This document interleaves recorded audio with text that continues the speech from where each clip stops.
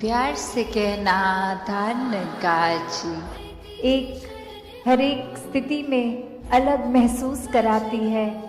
तो क्या सिर्फ मन की ये फीलिंग्स पे या इमोशंस पे या मन के एक उतार चढ़ाव को ही हम अगर हकीकत मान लेंगे तो स्थिर नहीं हो पाएंगे।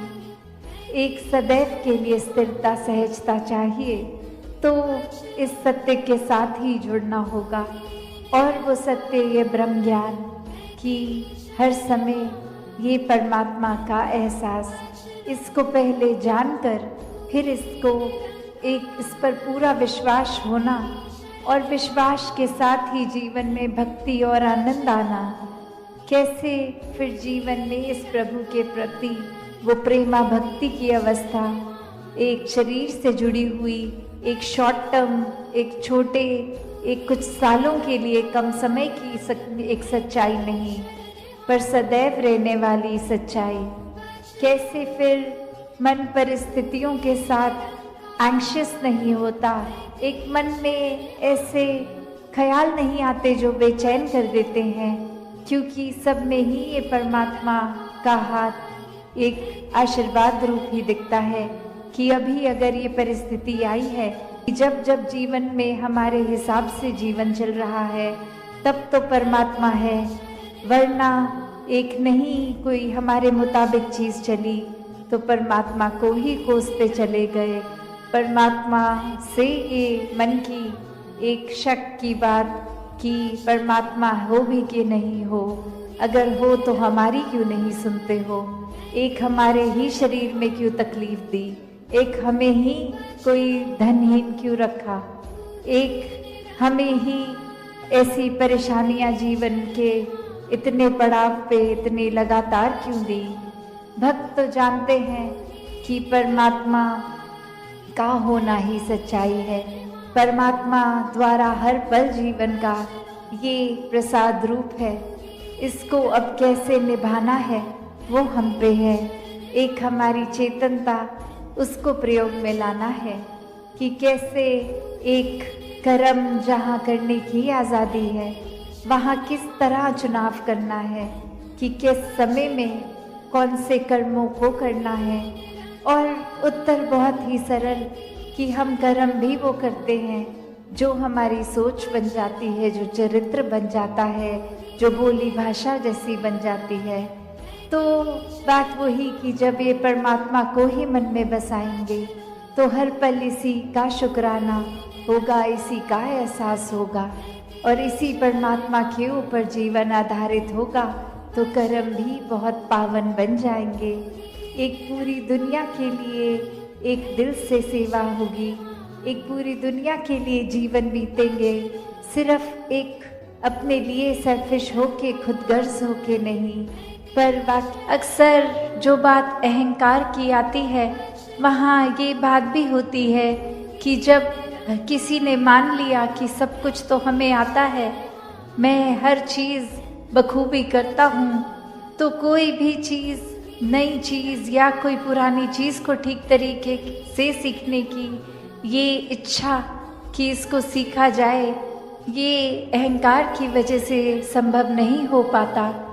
तो कैसे अपने जीवन में जहाँ हर कोई ताउम्र छात्र रूप भी बना रहे, एक वो सीखना तो है, पर क्या सीखना है उस पे गौर करें। क्योंकि पूरा दिन अगर हम देखें तो ये आँखें भी, ये कान भी, ये ज़बान भी, ये बुद्धि से भी हर तरह के ये जो हमें इनपुट्स मिल रहे हैं, तो क्या हर एक चीज़ सीख लेना समझदारी है? एक भलाई उसमें है क्या? नहीं। एक फ़िल्टर की जो बात होती है कि क्या चीज़ देखकर भी अनदेखी करनी है, क्या चीज़ों को अपनाना है, किसको छोड़ना है, वो चेतनता की बात है। और ये चेतनता ब्रह्म ज्ञान से जहाँ एक आत्महत्या के जीवन में, एक ये स्पिरिचुअल लाइफ में, तो हर समय ये बहुत ही अच्छा माध्यम ये टूल। पर एक और बात भी देखी जाए कि अगर हम कोई दुनियावी, कोई मटीरियलिस्टिक अपनी रिस्पॉन्सिबिलिटी, कोई काम काज भी कर रहे हैं, कुछ भी कर रहे हैं, तो उसमें भी चेतनता होनी बहुत ज़रूरी होती है। चाहे वो अक्सर छोटा सा एग्जाम्पल ड्राइविंग का भी, कि सड़क पे होते हैं तो अक्सर वही पंक्ति बार बार नज़रों के आगे आती है कि सावधानी हटी दुर्घटना घटी। तो ये हर समय चेतनता की बात है कि कहाँ पे हैं हम इस समय, वो एक एक पल का हमें होश, वो खबर, उस पल में ही रहें, वरना तो सोच एक सेकंड लगता है इधर उधर भागने में, ध्यान भटकने में। तो कैसे जहाँ उपस्थित हैं शरीर, वहाँ मन को भी उपस्थित रखना है, और ये चेतनता हर समय की जीवन में हो। तो फिर बात वहीं आती है जहाँ से हर बात की ही शुरुआत है, ये परमात्मा, ये निराकार, ये जो बेरंगा है, इसके एहसास में हर समय रहना एक पॉसिबल है। एक हर एक पल इसी के एहसास में जीना संभव है, और ये कोई बहुत कल्पना की कोई किताबी बातें नहीं हैं।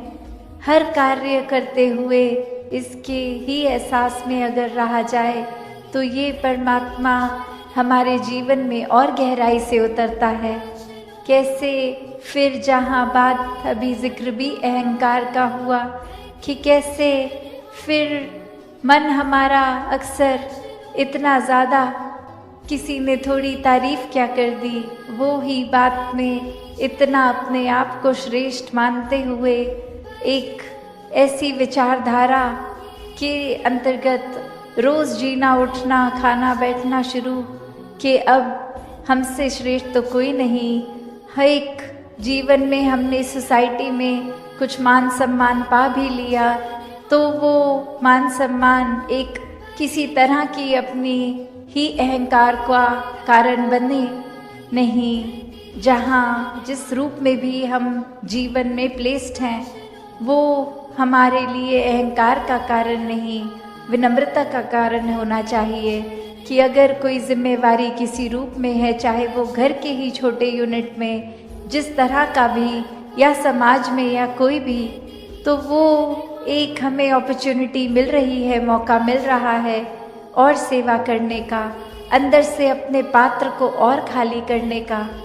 क्योंकि फिर वही बात जहाँ एक फाइन लाइन होती है, एक बहुत ही संकीर्ण सी एक रेखा, जो एक हमारे मनोबल की बात और एक अहंकार की बात, कि कैसे एक हम अपनी सेल्फ रिस्पेक्ट और ईगो के बीच में जो एक लाइन है, कि अक्सर हम ये बात तो हर किसी को सिखाया जाता है कि एक दूसरे का मनोबल बढ़ाओ, वो मोटिवेशन बढ़ाओ, पर कहाँ वो मोटिवेशन को अब हमारे ही मन में हमने उस तरह लेना है कि वो एक जिस काम के लिए है वो अपना काम उस तरह करे, वो अहंकार की तरफ ना जाए। अक्सर सूक्ष्म अहंकार की भी बात होती है कि हमें पता तक नहीं चलता कि कब एक छोटी सी जगह से ही हमारे अंदर अहंकार धीरे धीरे घुस रहा है। चाहे वो कोई बड़ा एपिसोड, कोई बड़ी घटना ना हो, एक छोटी सी ही चीज़ कि किसी का कुछ अपने आप से तुलना करके हमने देखा कि उससे ज़्यादा अच्छे हो गए हम किसी बात में, और वहीं किसी के ना जताने पर भी खुद ही इस बात को मन में अहंकार के रूप में लेते जाते हैं। तो फिर ये अहंकार तो अपना घर बनाएगा ही मन में, और साथ ही ये परमात्मा उतना मन से जाएगा भी। तो हमें किसको टिकाना है, किसको नहीं, ये शरीर की भी जब बात हो रही है तो हाँ, ये आत्मा जो है वो ज़्यादा इस शरीर से महत्वपूर्ण उस रूप में तो है, पर ये परमात्मा ने शरीर भी इसलिए दिया है कि हम इसकी देखभाल करते गए थे, सारे अपने रिस्पॉन्सिबिलिटीज़ भी निभाएं। जैसे एक मटका या कोई भी बर्तन ले लें, एक बाहर की सुंदरता से ज़्यादा वो मजबूती इम्पॉर्टेंट होती है कि अंदर उस पात्र में क्या है, वो पानी है या जो भी है, क्या टिकेगा, एक थोड़ा सा भी सुराख हो जाए तो वो पानी तो पात्र में टिकेगा नहीं, बह जाएगा। तो उसी तरह ये तन मन धन के साधन ये निराकार ने तो दिए हैं हमें, पर अब हमें इन साधनों को क्या करना है, सदुपयोग तो करना ही है। पर एक वो जो बात कि कैसे उसका सही इस्तेमाल करते हुए उसकी यूटिलिटी उस तरह से निकाली जाए। और बाकी भी जो अभी अपरिचित हैं उस ब्रह्म ज्ञान से, तो हर एक में जब वो देखेंगे तो मन सिर्फ वो प्यार करेगा, सत्कार करेगा। और फिर हम हर एक को वो बेनिफिट ऑफ डाउट की जो बात आती है कि अगर किसी ने कुछ हमें गलत भी कर दिया, कोई किसी का कर्म हमें दुख पहुंचाता है, तो अपने उस व्यक्ति से गुस्सा ना करके सिर्फ एक ही भाव मन में अपने आप आएगा कि उस व्यक्ति की शायद कोई मजबूरी रही होगी, आज उसका हो सकता है दिन अच्छा ना रहा हो, कोई किसी ने कुछ उसको बुरा बोल दिया हो, तो इसलिए उसका मन कड़वा हुआ है, इसलिए उसके बोल कड़वे निकले हैं। तो जब तक ये बात नहीं हम दे पाएंगे अगले को बेनिफिट ऑफ डाउट, तब तक हम वो सत्कार, ये प्यार कुछ भी नहीं उस तरह दे सकेंगे। क्योंकि हम अपने आप को तो बहुत जल्दी उस तरह माफ़ कर देते हैं कि चलो ये चीज़ हमसे गलत हो गई, कोई बात नहीं, हम अपने आप को माफ़ कर रहे हैं। पर वही अगर सामने वाला व्यक्ति कुछ अगर गलत करता है तो एकदम से हम उसका एक वो जजमेंट पास करते हैं, हम ये सोच विचार कर लेते हैं कि ये इंसान को तो आज के बाद मुड़कर देखना भी नहीं है। तो हमें इस तरह अपने जीवन में सुधार करना है कि किसी ने अगर कुछ गलत कर भी दिया तो उसके लिए भी मन से यही अरदास करनी है कि दातार कृपा करके ये जो भी कमियां हैं हमारे अंदर, दूसरों के अंदर, वो दूर होती जाए और ऐसे ही प्यार और सत्कार जग में बढ़ता चला जाए। हाँ जी। गुण गावण नित ऐसे एक दे ऐसे दादीदार करन। तो ये जो दीदार की बात होती है, किसका गुण गाना है, किसके दीदार करने हैं, तो वो ये परमपिता परमात्मा निरंकार, ये जो एक ऐसी सत्ता है जो शुरू से है, वो हमेशा से कायम दायम रहने वाली, कि कैसे हम जब तक वो एक निरंकार जो इस तरह से देखा जाए, अगर एक व्यक्ति दूसरे को देख रहा है तो उनकी आंखों के बीच में भी वो है, वो अपनी पलकों से भी नज़दीक है, जैसे बोलते हैं शारक से भी नज़दीक। तो इतना करीब होने के बाद जब वो अपनी आंखों से नहीं खुद देखा जाता, वो संतों का संग करने के बाद ही ये दात प्राप्त होती है, जो अपने लिए तो सुखदायी होती भी है और हमारे जीवन में वो ऐसा एक हमारा पल पल बना देती है कि हर पल में सिर्फ ये निरंकार प्रभु परमात्मा का शुक्रिया निकलता है हर समय, और वो भाव कि इसी के ही हमेशा गुणगान करने हैं। फिर बाकी चीज़ें लगता है कि है सबकी इम्पोर्टेंस अपनी है, पर निरंकार से ज़्यादा इम्पोर्टेंट कुछ नहीं, इस परमात्मा से ज़्यादा ज़रूरी कुछ नहीं। हाँ जी। इसे एक दे नाल जोड़ के बेड़ा जग दा पार करन।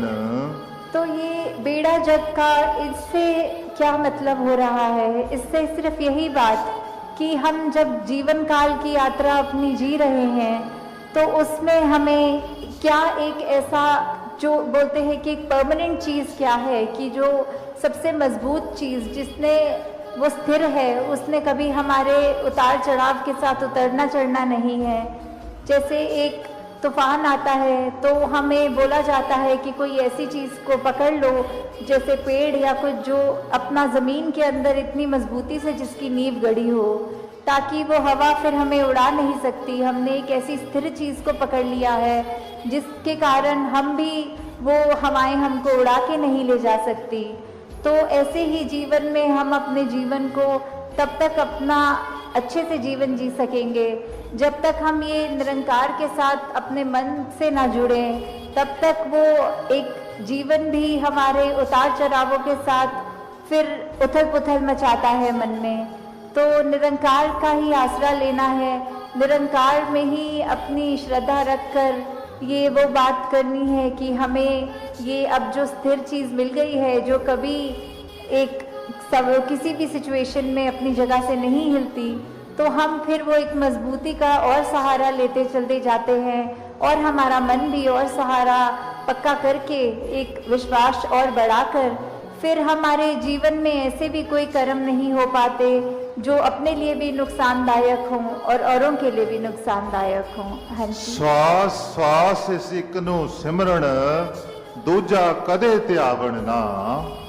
तो फिर जब एक ये लगन लग जाती है निरंकार के साथ, ये अपने इसको हम हर पल अपने जहन में, अपने ऐसे कर्मों में, अपने भावों में पल पल वो हमें पता भी नहीं लगता कि जिस तरह सांस लेना होता है उसके लिए कोई खास समय अलग से नहीं निकलता, कुछ भी करते हुए हम वो श्वास लेते हैं, वैसे ही ये निरंकार का एहसास हमारे मुख से उस तरह कभी तो शब्द रूप में भी सिमरन निकलता है और कभी अगर कोई अन्य काम में व्यस्त हों तो भी वो एक लिव जुड़ी जिसको बोलते हैं निरंकार के साथ, तो जब वो हो वहाँ पे हम रहे पूरे समय, तो दिन में कुछ भी करते चले जाएं पर लगातार एक चीज़ एक कांस्टेंट रहती है, वो है कि ये निरंकार का एहसास। तो जब तक हम वो सिमरन रूप में अपना नाता निरंकार से और गहरा करते जाएं, जितना अधिक से अधिक हो सके मन में भी करें और बोल से भी सिमरन करें, ताकि वही बात कि ये निरंकार ही है जो सही मायने में सब कुछ है और बिना उसके कुछ भी नहीं, और वो खुद भी सब कुछ होते हुए ना उस तरह दिखता है पर फिर भी इतने गुण बिल्कुल निर्गुण होते हुए भी। तो हमें भी ये सब ज़्यादा से ज़्यादा ऐसे कोशिश करनी है कि हम बिल्कुल वही गुणों को अपने जीवन में उतार पाएं, उसी तरह अपने जीवन को चला पाए जिस तरह युगों युगों ने संतों ने चाहा है कि एक कर्म हमारे ऐसे बनते जाएं, एक ऐसा हमारे दिल से दिल का रिश्ता इस निरंकार प्रभु परमात्मा से जुड़े। हाँ जी। कहे अवतार और पूरे गुरसिख एक नु कदी भुलावण ना। तो फिर ये जो एका है ये निरंकार की तरफ इशारा करते हुए कि जो भी पूर्ण गुरसिख होंगे जिनको ये ब्रह्म ज्ञान की दात प्राप्त हो गई और उसके बाद वो अपने अहंकार को तज के ये उस तरह एक सिर्फ इस एक ही के साथ ही जुड़ा हो, चाहे वो किसी भी भाव से हम लेते हों, जो अपनी श्रद्धा से जो भी बुलाना चाहे, तो उसके साथ जब तक जुड़े हैं इसका एहसास करते हुए तो ही सब कुछ है, नहीं तो वो एहसास जिस पल खो दिया समझो वो जीवन काल वहीं थम गया, या फिर वो भी नहीं पता लगता कि कब वो पतन की ओर एक हमारे सोच विचार बन जाते हैं। तो हमें किस तरह ये अपने अंदर और मेहनत करनी है कि बस ये एक जो है इसी के साथ और जुड़ते चले जाएं, इसी के साथ अपना हर पल इस तरह बिताएं कि जैसे एक मछली होती है जब उसको पानी से बाहर निकाल दिया जाता है तो कैसे तड़पती है, वैसे ही जिस पल हमें इस निरंकार का चेता भूले उसी समय ये तड़प अंदर से अपने आप वो लिव वापस जोड़ दे। तो इस तरह कोशिश करके अपने जीवन को हम एक उस तरह ढालें कि किसने हमें, जहाँ ये निरंकार प्रभु परमात्मा जो अंगसंग है, सदा है, कायम है और उसको ना कोई काट सकता है ना उसको कोई गीला कर सकता है, एक ऐसा परमात्मा जो शुरू से था और अंत तक है और उसका कोई अंत ही नहीं है, तो वैसे ही हमें भी उसके साथ जुड़ते हुए अपने जीवन को भी और सुधारना चाहिए। आपका ये निरंकार के आगे अपनी अहंकार को तजते सिर्फ एक वो शीश झुकाकर एक चेहरों पे मुस्कुराहट रखकर ये जो अंदर और सीखने की भावना कि ये गुरसिख का तो जीवन ही यही है कि हर पल सिर्फ सीखना ही सीखना है, तो वो उसी भाव से जब एक मर्यादित रूप में सत्संग होती है और सारी वो बातें सबकी सुनी जाती हैं तो अपना मन जहाँ हमारा और साफ होता जाता है, जीवन में अच्छे गुण आते रहते हैं और उसी तरह हम एक और खूबसूरत ये इंसान बनते हैं। हम खुद भी इस मिशन के साथ जब जुड़े हैं तो ये निरंकारी मिशन का हम एक एक व्यक्ति, हम यहाँ एक एक महापुरुष अपने जीवन को उस तरह सुधार के रखे कि एक समाज में भी अगर कहीं जाएं तो सबके मन में यही लगे कि इस व्यक्ति के जैसे बनना है, इसके पास एक ऐसी दात है जो उसको एक हमेशा बाकियों से अलग दिखाती है। तो इस तरह हमारे कर्म ही जब वो प्रचार का रूप ले लें, हमारी भाषा ही प्रचार का रूप ले ले, हमारे सोच ही प्रचार का रूप ले ले, तो फिर हमारा ये जीवन काल जब तक है और उसके बाद जैसे लोक सुखी परलोक सुहेला, तो किस तरह ये जीवन भी जीते हुए हमने जहाँ वो ह्यूमन वैल्यूज़ को रखना है, एकत्व, भाईचारा, मिलवर्तन, करुणा, दया, ऐसे अनगिनत जो भी है वो तो रखकर अपने जीवन में हर पल जीवन को जीना है। और उसके बाद ये ब्रह्म ज्ञान जो इस जीवन काल में हमें मिल गया है, वो दात को हमें हर पल ऐसे याद रखना है कि कभी भी अगर अंत समय हो तो वो दात हमें हमसे छिन ना जाए, उसको निरंकार को ऐसे संभालते हुए हर पल निरंकार का एहसास रखना है। और उसके बाद सिर्फ वही एक दात है। और यहाँ पे भी जो सत्संग के दौरान भी हमने सुना, चाहे वो छोटे बच्चे की ज़बान से हो, चाहे बुजुर्गों के, चाहे वो कोई भी तरह, तो यहाँ समर्पण होना मतलब एक दिल में प्रेम को रखते हुए प्रेम से समर्पित होना, ये प्यार से अपने आप को खोकर सिर्फ इस परमात्मा का होकर, ये समर्पित भाव मन का अगर इस तरह का समर्पण है तो वो मुबारक समर्पण है। तो कैसे एक अक्सर बात ये होती है कि हमने समर्पण अगर कर दिया तो ये जो इतने सालों में अक्सर अगर हम सोच के भी देखें कि छोटी उम्र से ही पढ़ते लिखते एक डिग्रियां मिल गई, एक हमें कोई और उपाधि मिल गई, तो ये कमाने के लिए चाहे कितने वर्ष लग गए, पर जब समर्पण की बात आती है, अहंकार को तजने की, अहंकार गंवाने की, तो उसमें उतने ही साल नहीं लगते। ये तो एक पल में ही समर्पण हो जाता है। जैसे ही ये मन समझ लेता है कि ये शरीर मैं नहीं हूँ, ये आत्मा का असली रूप परमात्मा है, और शरीर ने तो अपनी यात्रा कुछ सालों में करके इसका एक विनाश हो जाना है, कि कैसे इस परमात्मा के सारे गुण हम चाहे एक मनुष्य के शरीर में हैं, पर परमात्मा जैसे दैवीय गुणों से हम युक्त हो सकते हैं, ह्यूमन वैल्यूज से युक्त हो सकते हैं। ये मन में कंपैशन, काइंडनेस, दया, क्षमाशील होना, एक मन में प्यार का भाव, प्रेम का भाव, ये लव, ये सरेंडर, ये ब्रॉड माइंडेड होना, हर एक को एक्सेप्ट करना, हर किसी के लिए वही भाव हो कि ये इंसान से बहुत कुछ हमें सीखने को मिल सकता है। दिल कारण ना ढूंढे कि कैसे किसी से भी नफरत की जाए, हर किसी से फिर वही बात जो अभी सत्संग में भी हम सुन रहे थे कि एकत्व जब इस्टेब्लिश हो जाता है, वननेस स्थापित हो जाता है, तो वो वननेस कोई उस बात की बात नहीं है कि हर कोई एक जैसा दिखे। एक फिजिकली तो हर किसी के शक्ल, आकार, फीचर्स एक बहुत ही अलग है। कोई किसी रीजन के होते हैं तो एक ज्योग्राफिकली रहने की वजह से उस तरह एक कल्चर और अपीयरेंस से खाना पीना वैसा हो जाता है, और दूसरे कहीं देश में, किसी और राज्य में, अपने देश में भी हो तो वो एक अपीयरेंस वाइज तो अलग हो सकते हैं। बट जो अभी कॉमन थ्रेड की भी बात हो रही थी कि ये परमात्मा ही है जो जहाँ पूरे ब्रह्मांड में है, एक वो कनेक्शन हमारी इस परमात्मा से जब है तो संसार के हर इंसान से हर कोई अपना है, हर एक में परमात्मा का वास। तो फिर ये अहंकार तो अपना घर बनाएगा ही मन में, और साथ ही ये परमात्मा उतना मन से जाएगा भी।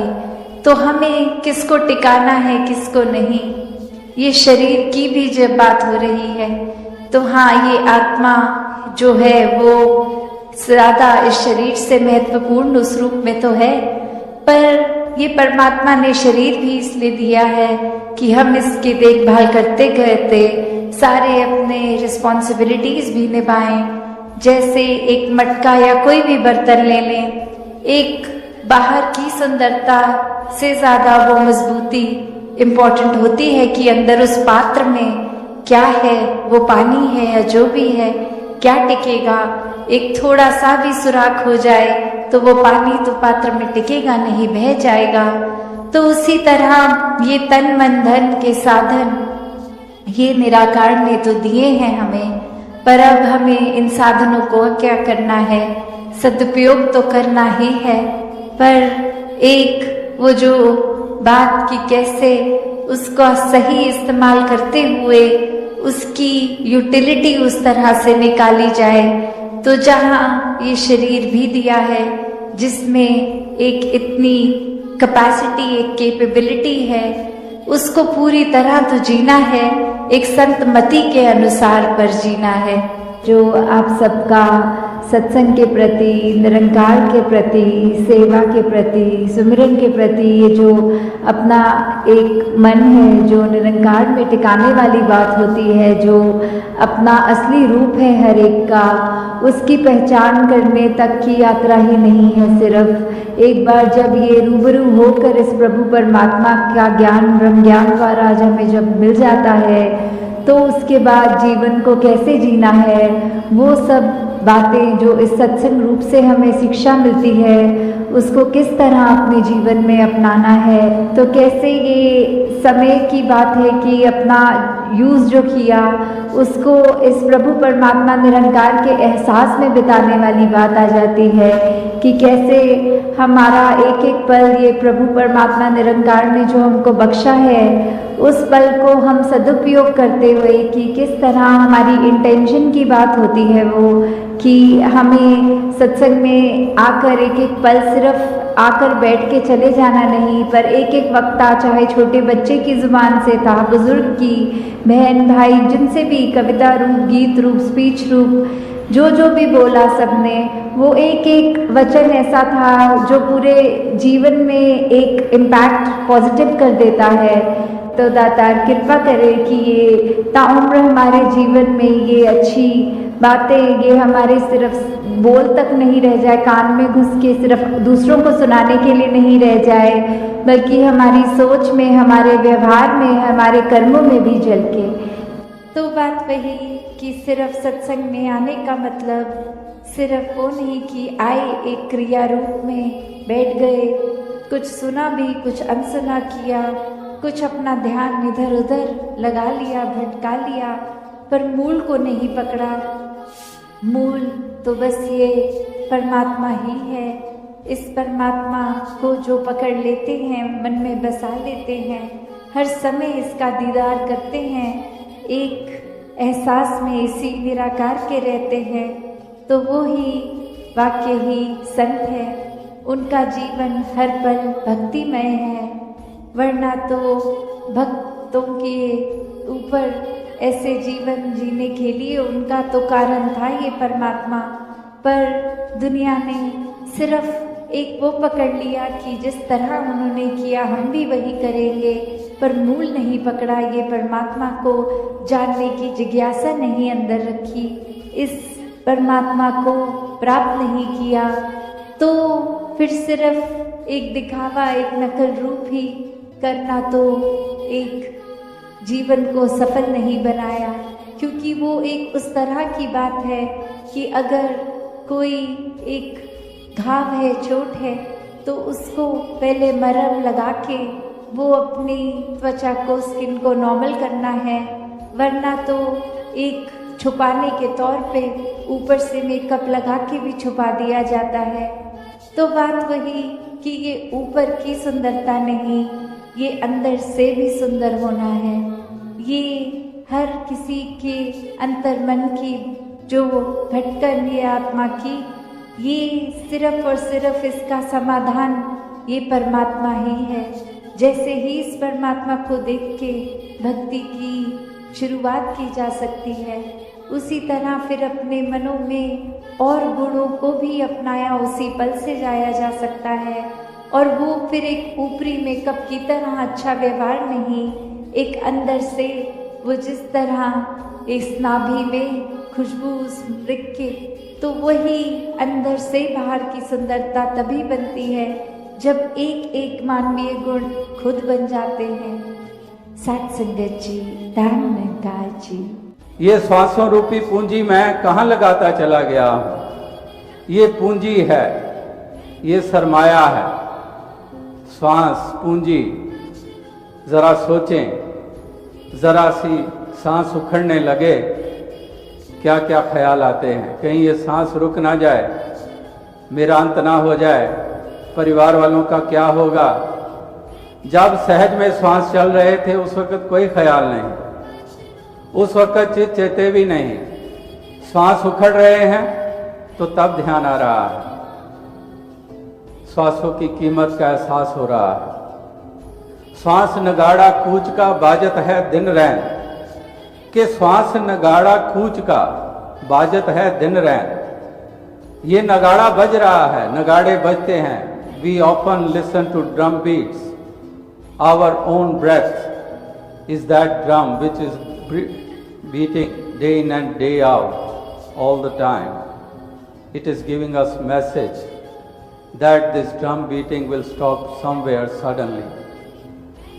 ये एक लड़ी कहीं ना कहीं टूट जाने वाली है। क्या भरोसा है जिंदगानी का, आदमी बुदबुदा है पानी का।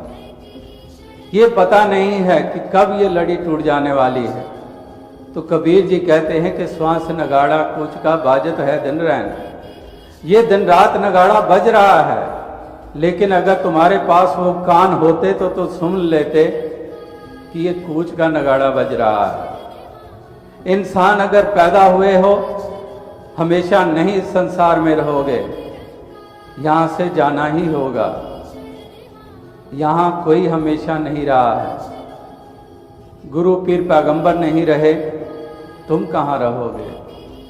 भूल जाओ कि तुम्हारे पास दौलत है तो रहोगे, तुम्हें हुकूमतें मिल गई हैं तो रहोगे, तुम्हारे पास विद्या है, बहुत डिग्रियां हासिल की हैं तो रहोगे। नहीं, बलवान, धनवान, विद्वान कोई हमेशा नहीं रहा। आए हैं सो जाएंगे राजा रंक फकीर। राजा के पास दौलत है तो नहीं टिका रह सकता है। रंक भी जाता है, राजा भी जाता है, साकत भी जाता है, साधु भी जाता है। अक्सर जब कूच की या मौत की बात या जीवन की यात्रा की संपन्नता की बात होती है तो कहने वाले अक्सर कह देते हैं कि ये तो डराया जा रहा है, ये तो भय दिया जा रहा है। ये डराने की बात नहीं, ये कोई ख्याली बात नहीं है कि कोई ख्याली बात की जा रही है कि ऐसा कोई भूत प्रेत आएगा, ये होगा, वो होगा, वहां जाओगे तो ऐसा वो झपटा मारेगा। ऐसी कोई बात नहीं, ये सच्चाई का बयान है। कौन है जो ये कहे कि ये सच्चाई नहीं है? कि जो आया संसार में वो जाएगा। जाना तो इस संसार से हर किसी को है, यहाँ पर किसी का भी लिहाज नहीं है।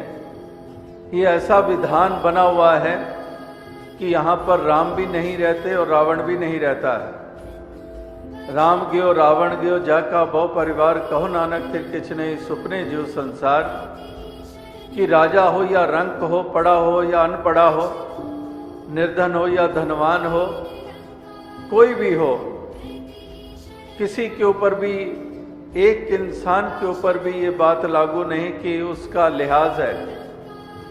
यहाँ तो जाना ही पड़ेगा और हर कोई जा रहा है। हमेशा के लिए कोई राह नहीं है। तो जो आए हैं सो जाएंगे राजा रंग फकीर।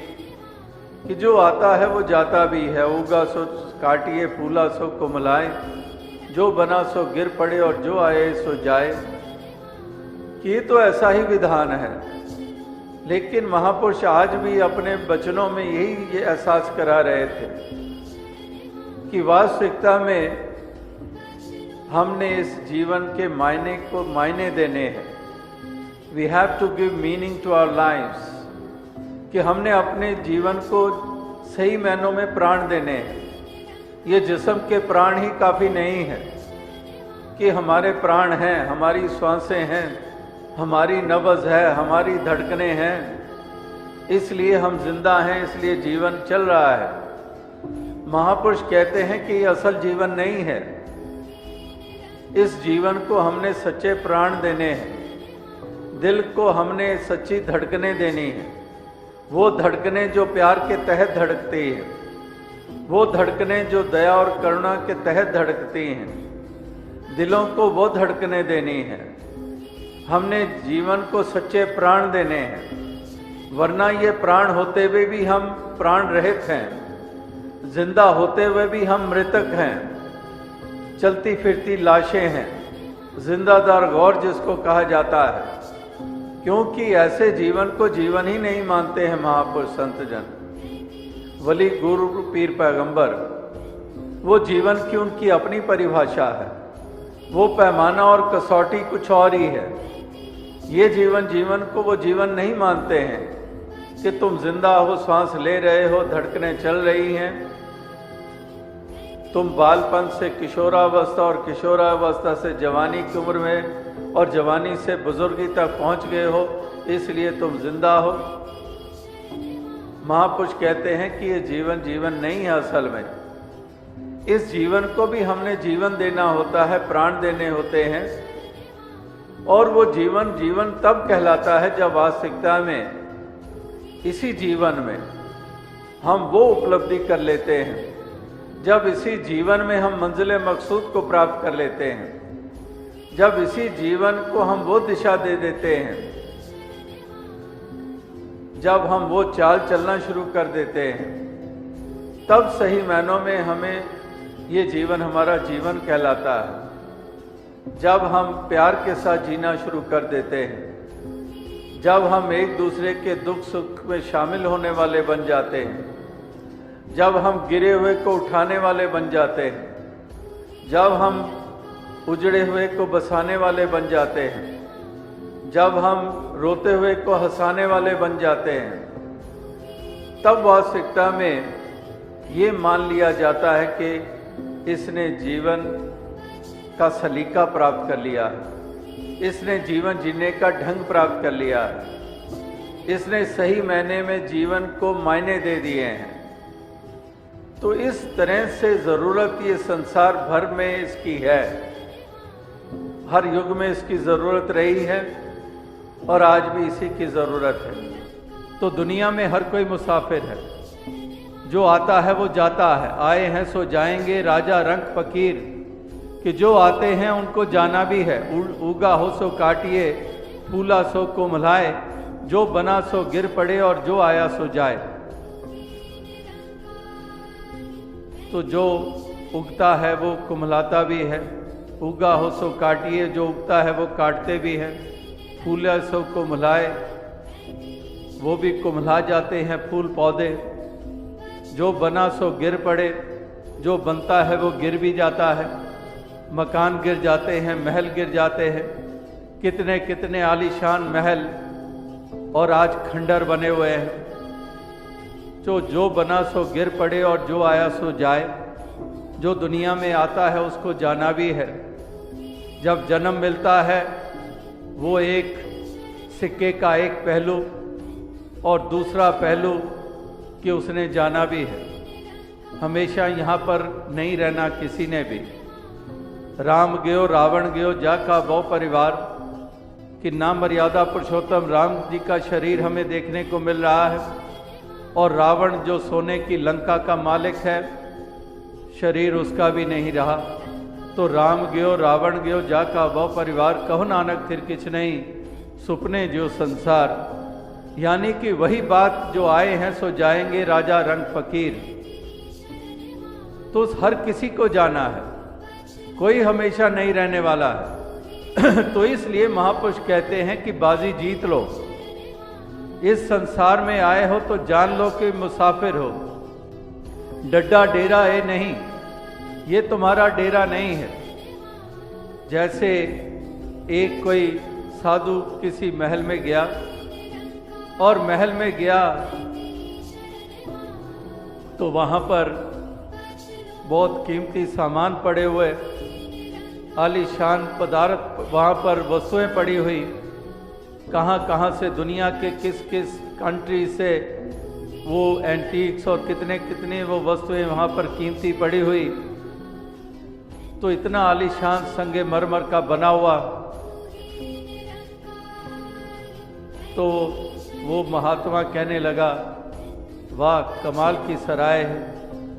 अब सराय कहा तो वो परेशान हो गया। वो सेठ कहने लगा, लगता तो ये महात्मा है लेकिन लगता है कोई दिमाग का पुर्जा हिला हुआ है इसका।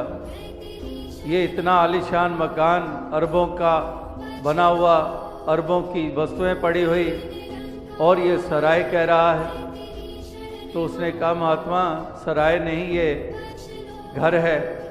कहने लगा, अच्छा घर है, अच्छा तो आप यहाँ रहते? हाँ जी मैं रहता हूँ। आपसे पहले मेरे पिताजी, उससे पहले मेरे दादाजी, उससे पहले परदादाजी। तो आगे से महात्मा कहते हैं कि मैं वही तो कह रहा हूँ कि हमेशा इसमें कोई रहा नहीं, परदादा और फिर दादा, फिर पिता, फिर आप, तो वो रहे तो नहीं हमेशा। घर तो उसी को कहेंगे कि जो वहीं पर डेरा लग जाए, लेकिन डेरा तो नहीं रहा। जैसे एक और मिसाल आती है कि एक ऐसे ही फकीर संत, और किसी ने उसको पूछा कि आबादी किस तरफ है, उसने इशारा कर दिया इस तरफ है।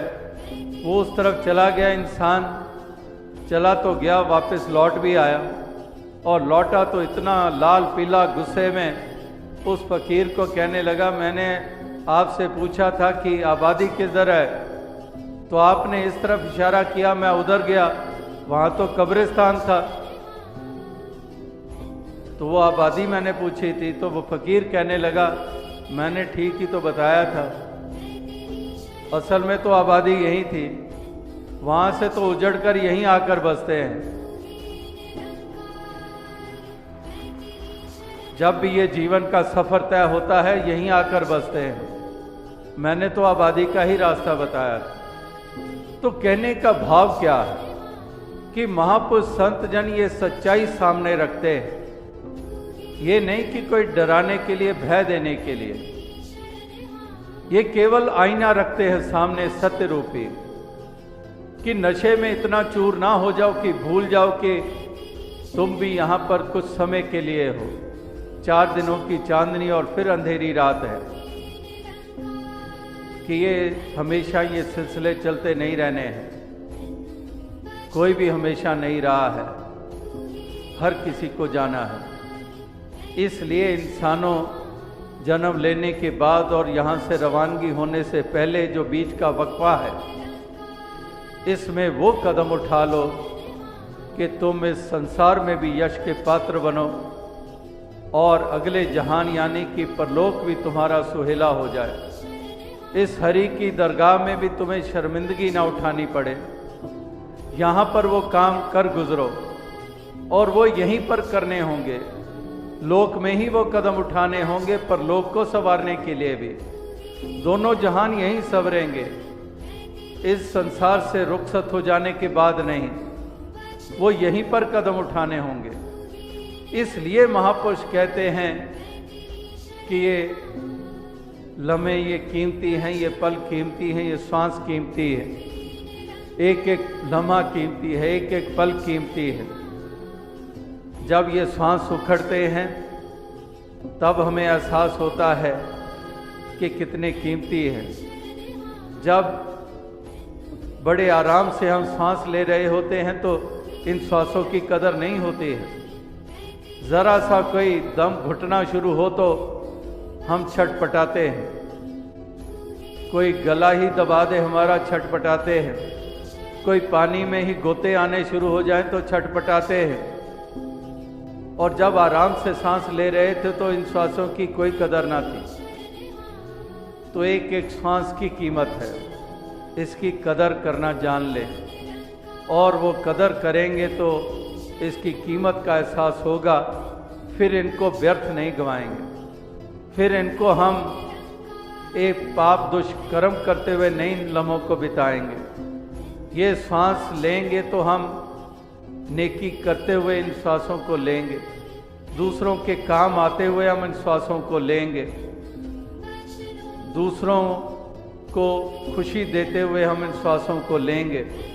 यानी कि वो सांस भी, उनकी कीमत भी हमने जानी और कीमत डाली भी, एक ऐसी सुंदर चाल चलने के कारण, सुंदर भावनाओं से युक्त हो जाने के कारण। निज़ाम जिसके अधीन है तो ऐसे मालिक खालिक को जान ले, इसके साथ अपना नाता जोड़ ले, और इसके साथ नाता जुड़ेगा अगर तू ब्रह्म ज्ञानियों का संग करेगा। करो बिनंती सुन मेरे मीता संत टहल की बेला, यहाँ खाट चलो हरि लाहा आगे बसे सुहेला। तो ऐसे संतों का संग, ऐसे ब्रह्म ज्ञानियों का संग कर लो जिनके संग के द्वारा तुम्हें ये सत्य की पहचान हो जाएगी, इस मालिक खालिक का बोध हो जाएगा, और इसको अंग संग जान लोगे। और इसको अंग संग जान लिया, अपने मूल की पहचान हो गई, आत्मा की बात बन गई। आत्मा ने अपने जन्म को सुहेला कर लिया, इस संसार में आना उसका सफल हो गया, क्योंकि उसने ये जागृति प्राप्त कर ली, उसने अपने मूल की पहचान कर ली, इस मालिक खालिक को पहचान लिया जो जर्रे जर्रे में समाया हुआ है, जिसको दूर माने बैठा था, जिसकी तरफ अनजान बना हुआ था, अब इसी को रूबरू देख रहा है। जिधर देखता हूँ उधर तू ही तू है, कि हर शय में जलवा तेरा हूबहू है। तो इसको रूबरू, इसको जान लिया, और फिर दसों दिशाओं में नतमस्तक हो गया। जैसे अर्जुन कुरुक्षेत्र के मैदान में दसों दिशाओं की तरफ नतमस्तक हो गया, इसकी कण कण में उपस्थिति को जब ज्ञान की दृष्टि से देख लिया तो नतमस्तक हो गया दसों दिशाओं में, कि तू ही तो है विराजमान, तेरी ही तो उपस्थिति है, तू ही तो है जो अजन्मा है, तू ही तो है जो नाश नहीं होता है, तू ही तो है जो असीम है, तू ही तो है जो अजर है, तू ही तो है जो अजन्मा है, जो शाश्वत है, तू ही तो है जिसे कोई बनाने वाला नहीं है, जिसको स्वयं भूख कहा जाता है, तू ही तो है। तो जैसे अर्जुन नतमस्तक हो जाता है इस ज्ञान की दृष्टि को प्राप्त कर लेने के बाद, इसी तरह से कबीर जी भी नतमस्तक हो जाते हैं इसको अंग संग जान लेने के बाद। और जरिया उनके लिए भी एक ब्रह्म ज्ञानी ही रामानंद जी के रूप में मीराबाई को अविनाशी की पहचान मिली, शाम का असली अविनाशी रूप जाना फिर से ब्रह्म ज्ञानी के द्वारा, यानी कि एक जो रविदास जी के द्वारा, रविदास जी के द्वारा उन्होंने इस सत्य को जाना। और मीराबाई भी फिर यही पैगाम देने लग पड़ी कि पायो री राम रतन धन पायो, वस्तु मोलक दीनी मेरे सतगुरु कर कृपा अपनायो। कि वाकई ही ये राम रतन धन मुझे मिल गया है, एक शाम का असली रूप मुझे मिल गया है। शाम का आकृति और रूप वो तो मेरे पास रहा, लेकिन अविनाशी जो रूप था शाम का, उससे मैं वंचित थी। तो इसको जाना तो धन्य हो गई, सच्ची दौलत हिस्से में आ गई, और वही वे फिर सर किसी को ये संदेश और पैगाम दे रही है। तो यानी कि महापुरुष संत जनों के इतिहास भी यही बताते हैं कि ये परम अस्तित्व निराकार, इसको जान लेने के बाद ही हम मंजिल मकसूद को पा लेते हैं, वरना ये सफ़र हमारा जारी रहता है, वरना ये जन्म मरण के फेर में हम पड़े रहते हैं, वरना ये जंजीर में जकड़े रहते हैं, इससे हमें निजात हासिल नहीं होती है।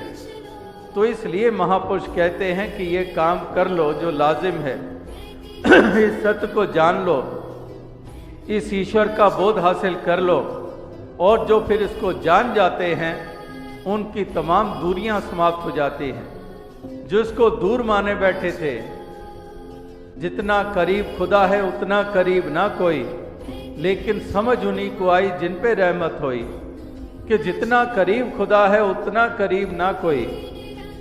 शहर रख थी रब वसदा नेड़े, कि जो शहर रख से भी नज़दीक है। खुदा वो हरगिज़ खुदा नहीं है जो उधर तो है और इधर नहीं है, वो खुदा नहीं हो सकता है। तो इसलिए इसको करीब जाना, जितना करीब खुदा उतना करीब ना कोई, कि जितना करीब खुदा है उतना करीब कुछ नहीं। लेकिन ये दूरी फिर भी बनी रही, इसको दूर माने बैठे, इसको सातों आसमानों पे इसको सीमित रखा हमने, इसको हमने एक दिशा में सीमित रखा, इसको हमने जाना कि शायद जंगल में ही है, इसीलिए जंगलों में गए खोजने के लिए। काहे रे बन खोजन जाई सर्वनिवासी, सदा अलेपा तोहे संग समाई।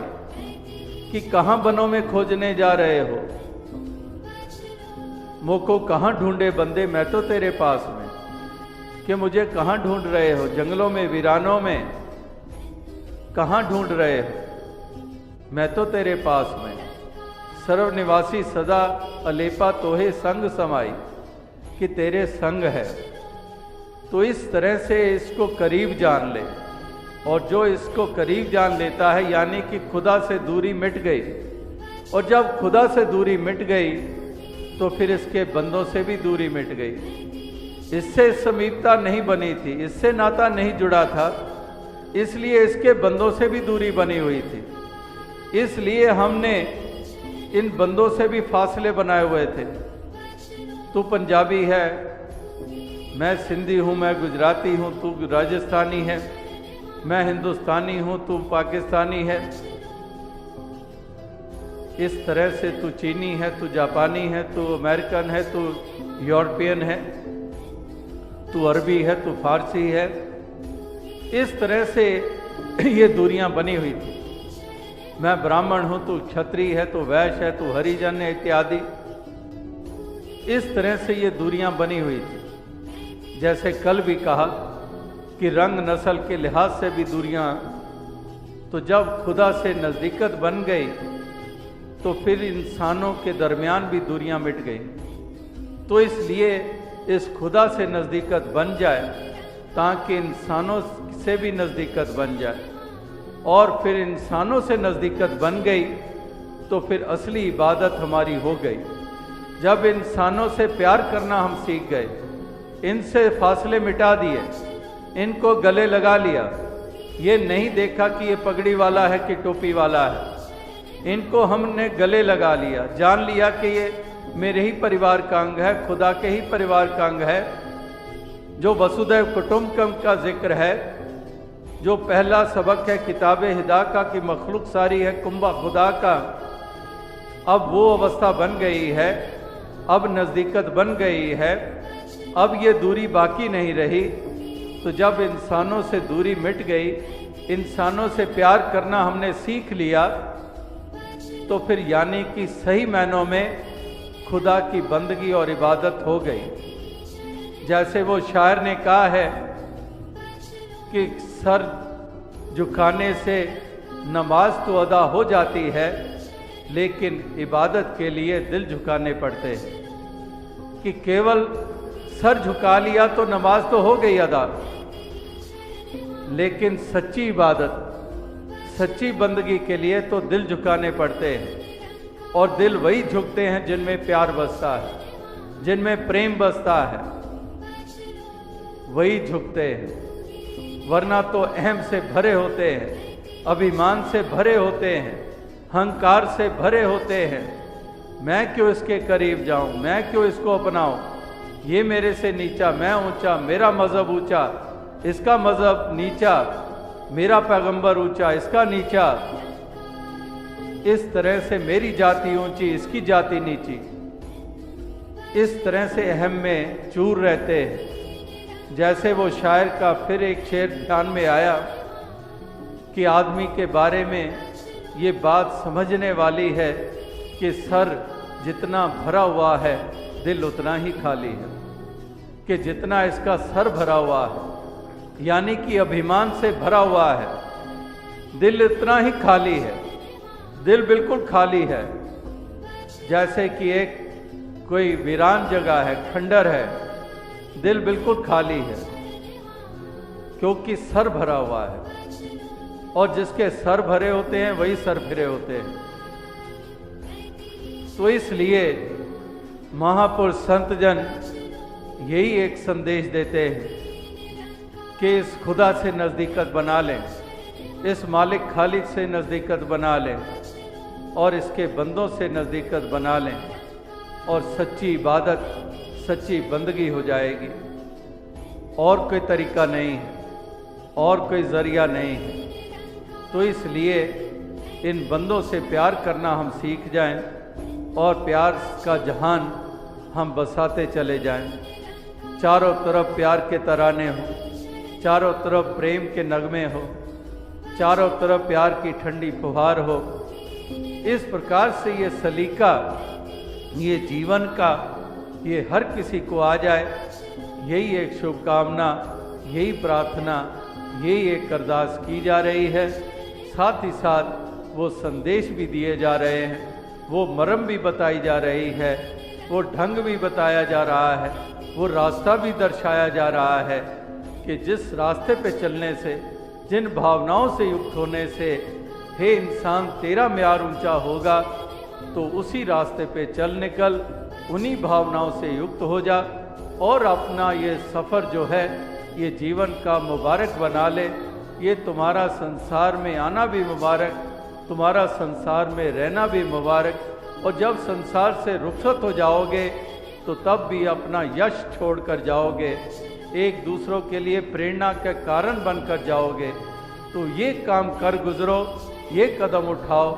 यही एक महापुरुषों संतों का ये भाव है, ये संदेश देने का, जो युगों युगों से ये दिए गए हैं, और आज भी वही संदेश ये दिया जा रहा है, ये दोहराया जा रहा है।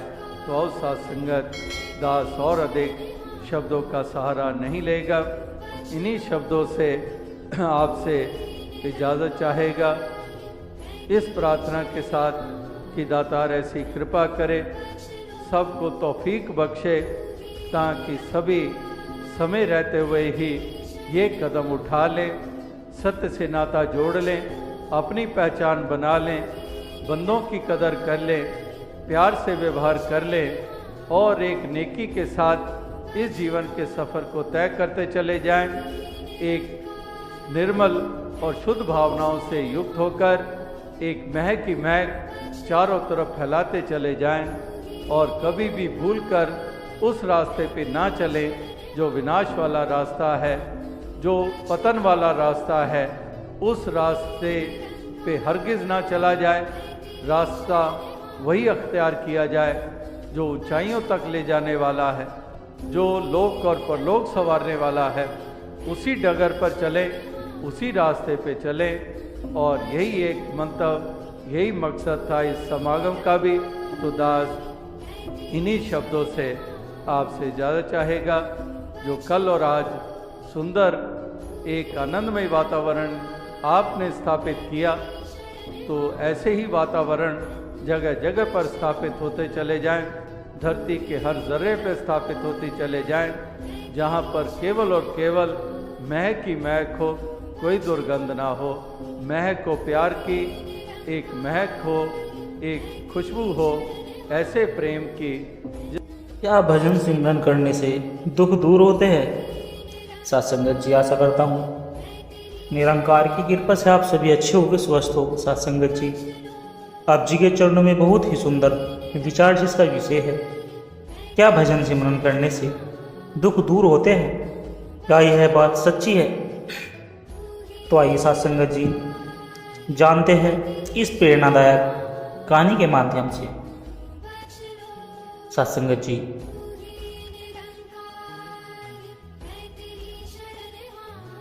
विराट जी आज हमारे साथ एक ऐसे व्यक्ति मौजूद है जिसका जीवन एक समय दुख से भरा था, लेकिन आज वे शांति, आनंद और शक्ति में लीन है। दुख दूर होते हैं या नहीं यह समय बताता है, लेकिन भजन सिमरन करने से मन दुखों के प्रभाव से मुक्त हो जाता है। यही जीवन की सच्चाई है, और इसकी शुरुआत एक दुर्घट घटना से हुई थी। विराज का परिचय। विराज एक पढ़ा लिखा संपन्न लेकिन व्यस्त और तनावग्रस्त व्यक्ति था। आईटी कंपनी में नौकरी थी, पैसे की कोई कमी नहीं थी, लेकिन मन में भारीपन था।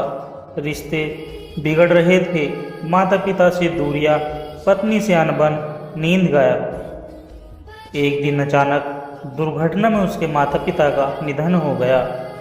विराज टूट गया, मन में शून्यता, आत्मग्लानि और अनगिनत सवाल। विराज माता पिता की अस्थियां लेकर हरिद्वार गया। वहीं एक उसे साधु मिले। उन्होंने विराज से एक बात कही कि बेटा, मन को दुख से दूर नहीं किया जा सकता, लेकिन मन को भजन से, परमात्मा से जोड़ा जाए तो दुख मन तक पहुंच ही नहीं पाते। स्वामी जी ने विराज को राम नाम का जाप करने को कहा। सुबह 5 बजे, सुबह 5 मिनट, फिर दिन भर में जब समय मिले। शुरुआत में विराज को कुछ समझ नहीं आया, लेकिन 1 महीने बाद उसका मन शांत होने लगा।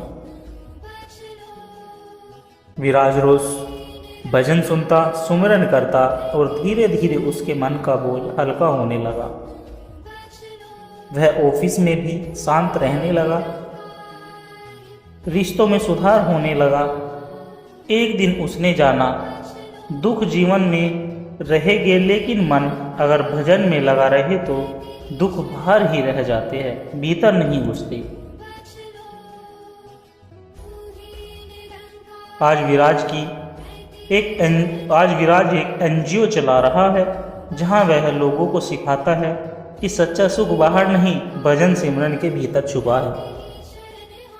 दुख तो छाया की तरह है, जब हम सूरज की ओर यानी भगवान की ओर मुंह करते हैं तो छाया पीछे रह जाती है। भजन सिमरन वह सूरज है जिसे दुख की छाया हमें छू नहीं सकती। सत्संगत जी,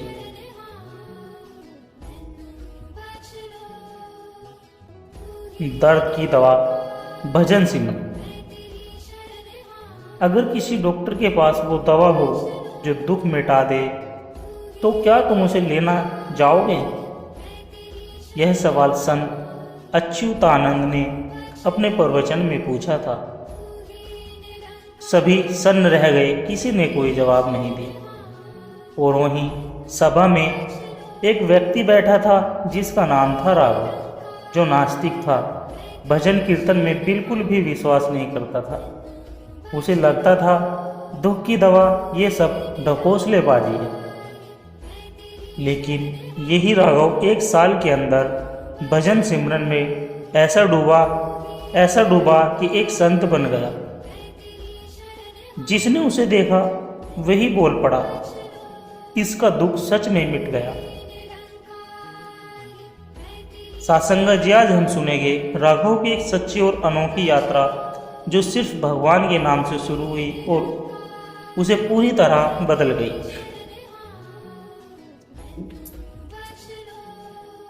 राघव एक प्रोफेसर था, भौतिकी में पीएचडी, विज्ञान का प्रबल पक्षधर, भक्ति और धर्म का आलोचक। उसकी मान्यता थी भजन सिमरन तो बेकार का काम है, दुख से लड़ो, भागो नहीं। उसके जीवन में सब कुछ था, नौकरी, सम्मान, परिवार, लेकिन एक चीज नहीं थी, वो थी मन की शांति। एक रात राघव की बेटी मालविका बीमार पड़ गई। उसे कैंसर था और उसकी रिपोर्ट कहती थी उम्मीद बहुत कम है। राघव की दुनिया हिल गई, उसका तर्क, उसका विज्ञान सब बेबस होने लगे। एक दिन अस्पताल में बाहर बैठा राघव रो रहा था। वहीं एक बुजुर्ग बैठे भजन कर रहे थे। राघव ने चिढ़कर पूछा, क्या इससे कुछ होगा? बुजुर्ग मुस्कुराकर बोले, नहीं बेटा, इससे कुछ नहीं होगा, सब कुछ होगा। उन्होंने राघव को सिर्फ एक मंत्र दिया, ओम श्री रामाय नमः, और कहा, इसे सिर्फ एक बार मन से बोलकर देख, जब तुझे तर्क नहीं अनुभव देगा। जवाब तुझे तर्क नहीं अनुभव देगा। राघव ने बेटी के सिरहाने बैठकर जाप शुरू किया। पहली बार उसकी आंखों में आंसू नहीं, श्रद्धा थी। मालविका को राहत मिली, डॉक्टर भी चकित थे। राघव ने इस अनुभव को कोइंसिडेंस नहीं माना, वह भीतर से हिल चुका था। अब राघव ने हर सुबह आधा घंटा भजन में लगाना शुरू किया। वह भगवान को पुकारता नहीं था, महसूस करता था। धीरे धीरे उसके भीतर का क्रोध, भ्रम, डर सब बहने लगे। बेटी धीरे धीरे ठीक हो रही थी और राघव अब हर रोग से ऊपर उठ रहा था जो थे उसके मन के रोग। 1 साल बाद मालविका पूरी तरह ठीक हो चुकी थी। राघव अब कलेजा छोड़ चुका था। राघव अब कोली छोड़ चुका था। वह गांवों में जाकर भजन सिमरन की शक्ति समझाता था। उसका कहना था, दुख बाहर से नहीं आता, दुख बाहर से नहीं आता, वह भीतर से जन्म लेता है। और भजन सिमरन वह रोशनी है जो अंदर से अंधेरे को मिटा देती है। आज राघव की आवाज में भजन गूंजता है, नाम तेरा है आधार, नाम तेरा आधार है, जीवन की पतवार है। लोग पूछते हैं, क्या भजन सिमरन से दुख मिटते हैं? राघव मुस्कुराकर कहता है, नहीं, लेकिन दुख की पकड़ जरूर ढीली पड़ जाती है और अंत में वो खुद हार मान जाता है।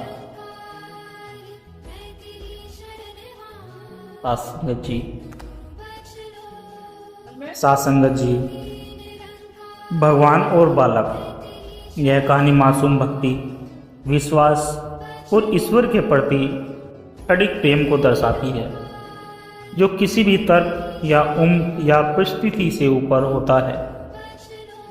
भगवान और बालक निष्कलंक प्रेम की कथा। एक बार एक संत ने कहा, ईश्वर को पाने के लिए उम्र, विद्वता या तपस्या की नहीं, केवल एक चीज ही चाहिए, बालक जैसा निश्चल मन। आज की यह कहानी है एक ऐसे बालक की जिसके प्रेम ने भगवान को उसके दरवाजे तक आने पर विवश कर दिया। गंगापुर नामक गांव में मोहन नाम का एक 8 साल का बालक रहता था। माँ बाप गरीब थे, पर मोहन के पास एक अमूल्य चीज थी और वो थी भगवान श्री कृष्ण के प्रति प्रेम। हर दिन वह मंदिर में जाकर श्री कृष्ण की मूर्ति से बातें करता। कृष्णा, आज मेरे स्कूल की छुट्टी थी, तूने क्या किया? लोग हंसते, पर पुजारी जानता था यह कोई साधारण बालक नहीं है। एक बार गांव में भयंकर सूखा पड़ा, लोग परेशान थे, किसान मायूस थे। मंदिर में यज्ञ पूजा हवन हुए, पर बारिश नहीं हुई। मोहन ने पुजारी से पूछा, क्या मैं भगवान से बात कर सकता हूँ? पुजारी मुस्कुराकर बोले, तू तो करता ही है बेटा। मोहन ने मंदिर के सामने बैठकर अपनी मासूम आवाज में कहा, कृष्णा, तू नहीं आएगा तो कोई बात नहीं, पर पानी भेज दे, माँ बहुत थक गई है। रात को बादल छा गए, सुबह बारिश होने लगी। गांव में सब बोले, यज्ञ का फल है। पुजारी बोला, नहीं, ये एक बालक के प्रेम की वर्षा है। एक दिन मोहन बीमार पड़ गया, तेज बुखार, हिल नहीं पा रहा था। उसने माँ से कहा, माँ, कृष्णा आएगा मुझे देखने के लिए, तुम दरवाज़ा खुला रखना। माँ रोती रही। डॉक्टर ने कहा, अब उम्मीद नहीं। पर उस रात मंदिर का घंटा अपने आप बजने लगा। पुजारी भाग आया, देखा श्री कृष्ण की मूर्ति में से मुकुट गिर गया है और उसी समय मोहन के कमरे में नीली रोशनी फैली। सुबह मोहन ठीक था, वो बोला, कृष्णा आया था, बोला, तू मेरा प्यारा है, मैं तुझे कुछ नहीं होने दूंगा। अब मोहन जब भी किसी रोते हुए को देखता, कहता, तू भगवान से बात कर, वो सुनता है, पर बात करनी है तो दिल से कर, जैसे मैं करता हूँ। उसके पास न शस्त्र थे न ज्ञान, सिर्फ प्रेम और विश्वास था। लोग कहते, मोहन मैं भगवान का अंश हूँ, पर मोहन कहता हर बालक में भगवान है, बस विश्वास चाहिए। वर्षों बाद मोहन बड़ा हुआ। उसने अपने गांव में एक आश्रम खोला जहां बच्चों को सिर्फ पढ़ाया नहीं जाता था, बल्कि उन्हें ईश्वर से दोस्ती करना सिखाया जाता था। और उस आश्रम का नाम था कृष्ण मोहन धाम।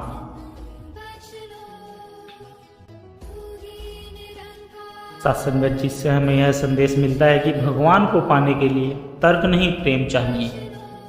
दुख में शक्ति सबसे तीव्र होती है, पर बच्चों जैसी निस्वार्थ भक्ति भगवान को खींच लाती है। भगवान और बालक का संबंध शब्दों का नहीं, भावनाओं का होता है। सत्संगत जी, अंधेरे के उस पार, अगर तुम्हारे जीवन में सब कुछ खत्म हो जाए, सपने, पैसे, लोग और सिर्फ बचा रहे संकल्प, तो क्या तुम फिर भी जीत सकते हो? इस कहानी का नायक अरुण था, एक गांव का लड़का जिसे सब ने कहा था तू कुछ नहीं कर पाएगा, लेकिन वह उन सब को पत्थर नहीं बनने दिया। उसने उन्हें सीढ़ियां बना ली। छोटे से गांव का बड़ा सपना। अरुण एक गरीब किसान का बेटा था। छोटा सा गांव, टूटी झोपड़ी, एक पुराने रेडियो, पर एक बड़ा सपना कि IAS बनना है।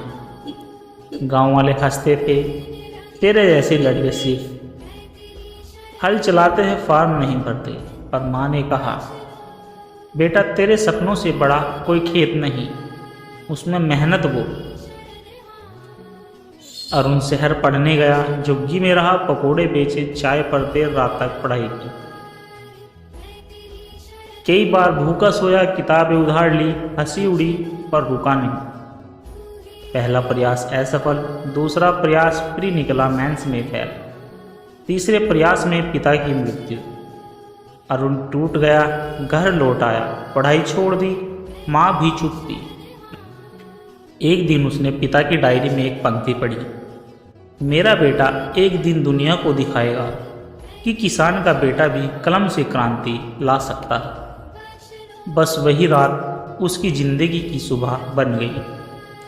अरुण ने खुद को फिर से खड़ा किया, सशब्द, नए संकल्प के साथ। अब पीछे नहीं, बस ऊपर।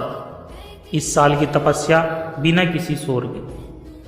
चौथे प्रयास में अरुण का नाम टॉप 10 में था। गांव की वही गलियां अब उनके लिए तालियां बजा रही थी। वो लड़का जिसे सबने नाकारा, नाकाम समझा, अब वह DM अरुण यादव बन गया। इस कहानी से हमें यह संदेश मिलता है,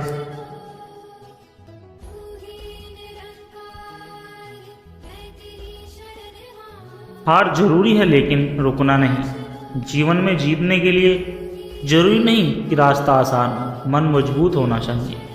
जो लोग तुम्हारे सपनों पर हंसते हैं, एक दिन तुम्हारी कहानी दूसरों को जरूर सुनाएंगे। सत्संगत जी, गांव की मिट्टी, बड़े सपने। अरुण एक छोटा सा नाम था, लेकिन उसके सपने बहुत बड़े थे। उत्तर प्रदेश के एक छोटे से गांव धूपगढ़ में उसका जन्म हुआ था। पिता खेतों में हल चलाते थे, माँ घरों में बर्तन मांजती थी। घर में बिजली नहीं थी, लेकिन छत से पानी जरूर टपकता था। फिर भी अरुण की आंखों में चमक थी, मैं अफसर बनूंगा, गांव की हालत को बदलूंगा। लोग हंसते थे, कहते थे पढ़ाई छोड़, हल पकड़। लेकिन एक दिन माँ ने उसके सर पर हाथ रखा और बोली, बेटा अगर सपना देखा है तो डर मत, तू रास्ता बना लेगा जरूर। अरुण 12वीं के बाद दिल्ली गया। एक पुरानी चप्पल, कुछ किताब और माँ का आंचल साथ में था। शहर बड़ा था, पर अरुण का विश्वास उससे भी अधिक बड़ा था। पढ़ाई के साथ चाय की दुकान में काम किया, दिन में कोचिंग, रात में झुग्गी की मोमबत्ती वाली पढ़ाई। कई बार भूखा रहा, कई रातें रोकर बीती। कभी सोचा क्या मैं हार जाऊंगा, पर एक आवाज़ अंदर से आई, अगर अब रुका तो माँ के सपने को कौन पूरा करेगा। पहली बार प्री में फेल, दूसरी बार इंटरव्यू तक गया फिर कट गया, तीसरी बार मेंस दिया, रिजल्ट से पहले पिता का निधन हो गया।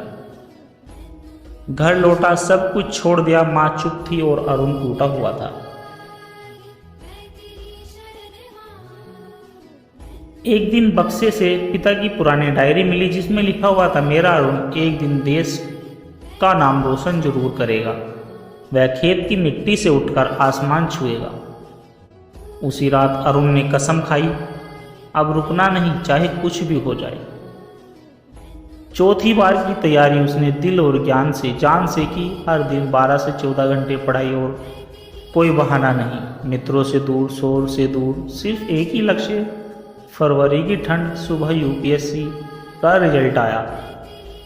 अरुण का नाम टॉप 10 में था। गांव में ढोल बजे, माँ की आंखों से आशीर्वाद बहा। लोग वही थे, अब कहते हमें पता था ये लड़का एक दिन कमाल करेगा। अब आईएएस अरुण यादव डीएम बनकर उसी गांव लौटा। पहली घोषणा उसने की, गांव में हर बच्चा पढ़ेगा और हर सपना उड़ेगा। उसने गांव में लाइब्रेरी, कोचिंग, पानी की व्यवस्था और महिला केंद्र बनवाए। एक पोस्टर गांव की दीवार पर था, संघर्ष करो क्योंकि भगवान भी उन्हीं को चुनते हैं जो कभी हार नहीं मानते। अरुण अब अपनी कुर्सी पर बैठता था तो हमेशा सामने दीवार पर पिता की वह पंक्ति टंगी होती थी, मेरा बेटा मिट्टी से सोना बनाएगा। जिंदगी में हार मिलती है लेकिन उसे बड़ा होता है उठकर फिर से जगने वाला। गरीब होना कमजोरी नहीं, उसे तोड़ने का साहस ही ताकत है। कोई सपना बड़ा नहीं, बस हिम्मत छोटी नहीं होनी चाहिए। सात्संगत जी दास के द्वारा कहे गए प्रेरणादायक कहानी विचार यदि आप जी को अच्छे लगे हो तो वीडियो को लाइक करें, शेयर करें और कमेंट बॉक्स में अपनी राय और धन निरंकार जी जरूर लिखें। और दास के चैनल सोना इंस्पायर विचार को सब्सक्राइब जरूर कर लें। तो दास को आशीर्वाद दे कि हर रोज आप जी के चरणों में ऐसे ही सुंदर सुंदर प्रेरणादायक कहानी विचार, सत्संग विचार लेकर आता रहूं। और साथ संगत जी जितना ज़्यादा हो सके हमारी सभी वीडियो को शेयर करने की कोशिश करें अपने दोस्तों, मित्रों, रिश्तेदारों सभी में, जिससे कि सभी को ये ज्ञान की बातें पता चल सके। साथ संगत जी प्यार से कहना, धन निरंकार जी